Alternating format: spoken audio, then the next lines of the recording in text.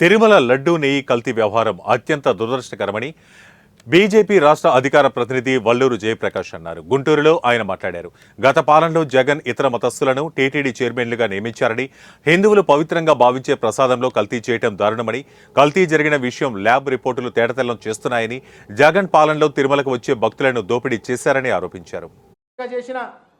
Even ఈ దేశంలో ప్రధానమంత్రిగా చేసినటువంటి వ్యక్తికి కూడా చట్టానికి అతీతులు ఎవరు కాదు.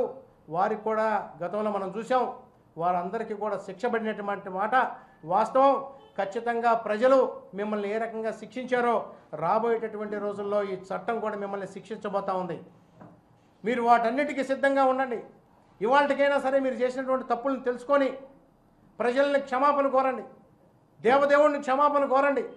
బహిరంగంగా మీరందరూ కూడా మీరు మీ పార్టీకి సంబంధించినటువంటి నాయకులు, మీ దగ్గర రోజా ఉంది, డ్రామా ఆర్టిస్ట్ రోజా, ఆమె చేసింది వందల మందిని తీసుకొని వెళ్ళటం, దర్శనానికి వెళ్ళటం, వాళ్ళందరికీ కూడా టికెట్లు లేవు, ప్రసాదాలు ఆశీర్వచనాలు ఇప్పించటం.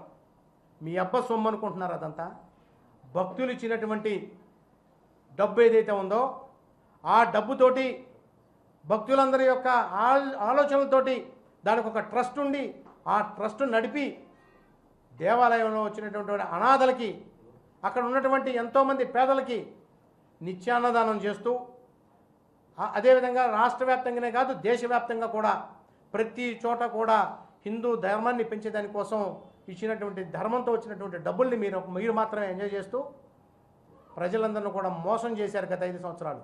ఇప్పటికైనా తెలుసుకొని మీరు కనుక సరైన విధంగా కనుక చేయకపోయినట్లయితే రాబోయేటటువంటి రోజుల్లో ప్రజలు మిమ్మల్ని ఇక్కడ కాదు